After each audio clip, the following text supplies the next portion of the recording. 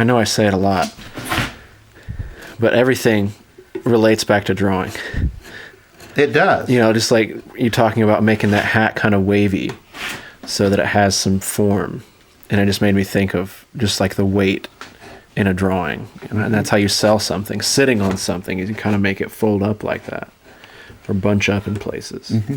Yeah, it's all the same. It doesn't matter what you're discussing in art. If you can't get a good representation of it in your mind, you can't really make it. And that's what all this is about, in a sense, is being able to get that. Now, I mean, a lot of these are kind of a similar pattern that you've worked with, but if you were coming up with a new pattern, would you draw it from multiple directions? No, I wouldn't. You wouldn't? No, but I see everything three-dimensionally. Right. So I cheat.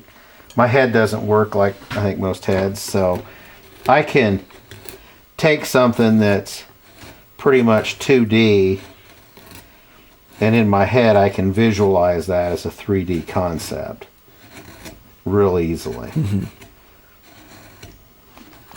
So I don't have that struggle, so to speak, that a lot of people would probably have there. I'm trying to see it in 3 dimensions. Right. For me, that's real easy. Yeah. At least I believe it to be real easy, because I don't struggle with it at all. Where a lot of people, that's one of their biggest things. They say, man, I can't get it. You know, I can't get that right. And that's never really something I struggle with. I'm real good at converting a 2D concept into a 3D object.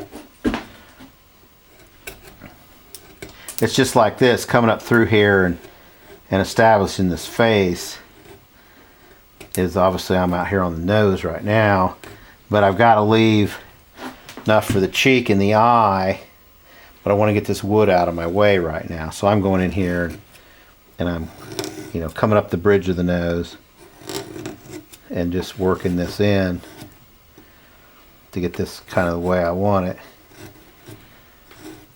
And it's just good, like what I did there, establishing that brow line and things, is you get that all established, and it's just like in a drawing, you go through and get your head shape, and halfway through is your eye, and then split it again, that's your nose down here. And it's the same thing you're doing here. You're laying that foundation, you get these main lines in, and once those main lines are in, then doing the face is really not a big deal, because everybody's afraid of faces, but they're afraid of faces because they don't construct the face. They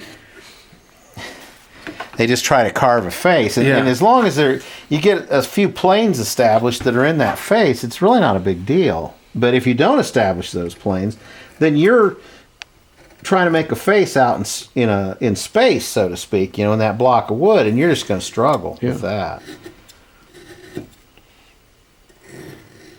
But if you approach it methodically and get stuff established where it belongs, and obviously these are,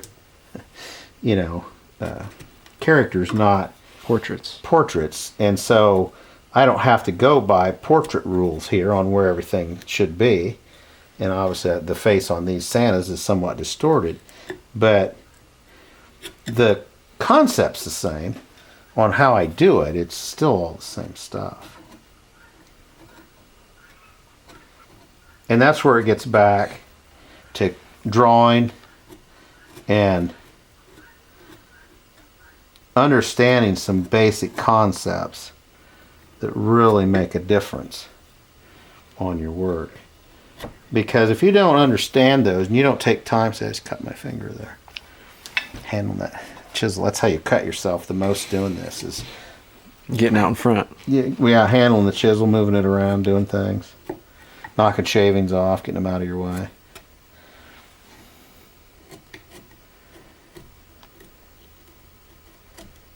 What would you say those fundamentals are?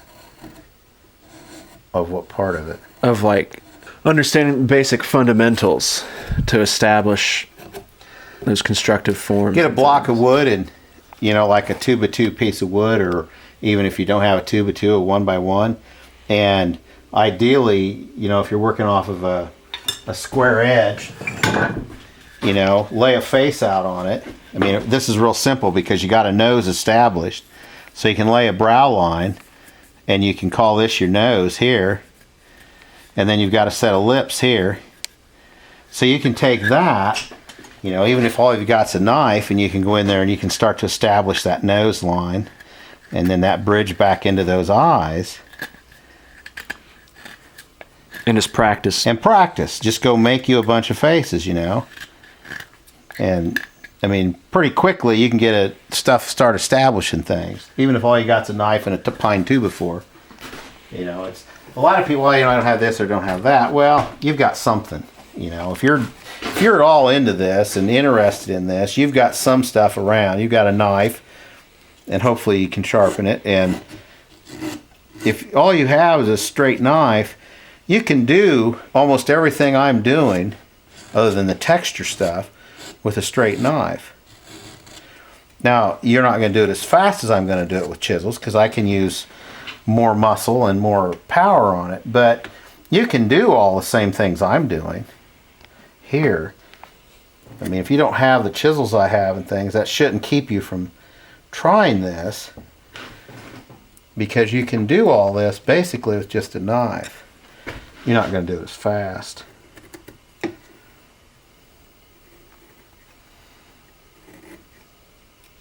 It's not about the speed. No, it's not about the speed. I do a lot of carvings at times, so for me it gets to be about the speed a little bit. And this is easier on my hands than it is doing it just with a knife, which is why I do it this way. Yeah, it's not about the speed. Chisels are nice. I appreciate having them. But they're not, it's not a reason not to carve if you don't have them. No excuses. Yeah, I mean, I carved for years with a pocket knife when I was a kid. That's all I had. You know, I had to about beg that because my mom was always afraid I was going to cut my fingers off. And as I said earlier, I found an old sharpening stone and my dad had this old chicken house he'd moved to the property long before I came along, and had set up a little workshop in there. It had a concrete floor and things. I mean, it wasn't, you know, real primitive, but and I mean, that's where I hung out as a kid. I was always out there. He had long since kind of abandoned it, and you know, there was a drill press in there. There was electricity, a couple of lights, and a bench with a vise, and a drill press, and you know, some other stuff. And a couple $100 at Harbor Freight, and yeah, and there wasn't, you know, then there were no Harbor Freights. There was nothing when I was growing up. I mean, there was nothing. The hardware store, you know, that's what there was. It wasn't like now. People have no idea how good they have it now. I mean, you can, even if it's some, you know, cheap stuff from Harbor Freight, at least you can get something. Shoot, back then you couldn't get anything. If the local hardware store didn't have it, it didn't exist as far as the, you know, you were concerned, basically. And just now I think about it, and it's, you know, I can have anything I want in a couple days. If I want to pay enough, I can have it in a day. It's just, it's really crazy. But it's the world we live in. yeah, it's the world we live in.